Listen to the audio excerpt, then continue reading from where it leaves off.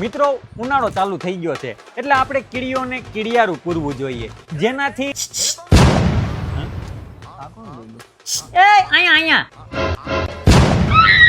મકોડા ભાઈ સાલાવ તમે પુરુષ થઈને પુરુષના જ નથી થતા એટલે કઈ સમજાણું નહીં. ઉનાળો આવે એટલે તમે કીડીઓને કીડિયારું પૂરો. હાથી એ તો પુણ્યનું કામ છે એમાં તમને શું તકલીફ પડી? હા તો અમારા જેવા મકોડાઓ માટે તમે કોઈ દી મકોડારું પૂર્યું?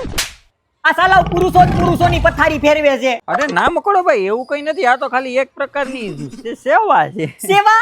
સાલાવ મારે તમને કેવા તમે સેવા કરો એનોય અમને કઈ વાંધો નથી, પણ આ સેવાનો અમને થોડોક લાભ મળે એવી અમને આશા હોય કે નહીં? હે, કોઈ પણ ક્ષેત્રે હંમેશા લેડીઝ ફર્સ્ટ, એનોય તે કઈ વાંધો નહીં, પણ ક્યાંય પણ નોકરીની ભરતી હોય કે ભણતર હોય હંમેશા લેડીઝ લોકોને પુરુષો કરતા કેટલા લાભ વધારે આપવામાં આવે, કેટલી સુવિધાઓ વધારે આપવામાં આવે, અને પુરુષોને એટલે મકોડા ભાઈ તમારે રીતે આવું આ ભણતર ને નોકરી ને એવું બધું સાલા હું અહીંયા અટાણે ઇમોશનલ છું, મહત્વના મુદ્દાની વાત કરું છું ને તને સોરી મકોડા ભાઈ સોરી. રેવા દે ભાઈ, તું રેવા દે. જા કીડીઓને કીડિયારું પૂરી, અમે તો અઠવાડામાંથી કંઈ પણ ખાઈ લેવું. ચાલો કોઈ પુરુષ પણ પુરુષની વેદના નથી સમજી શકતો.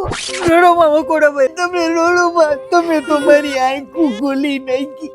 લેડીઝ લોકોને એવડી સુવિધાઓ મળે તો આ આપણી પુરુષની જાતનો હું વાંક, આપણા પુરુષ સમાજનો હું વાંક.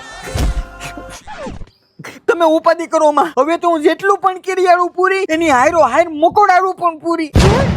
હું આપણા પુરુષ સમાજને પાછળ નહીં રહેવા દઉં. હવેથી જેટલું પણ કીડી બહેનો માટે કીડિયારું પૂરાશે એટલું જ મકોડા ભાઈઓ માટે મકોડારું પણ પૂરાશે. તમે રોડોમાં હવે ઉપાધિ ન કરતા. તમે થેન્ક યુ ભાઈ, થેન્ક યુ. સૌલા મકોડારું તૈયાર કર.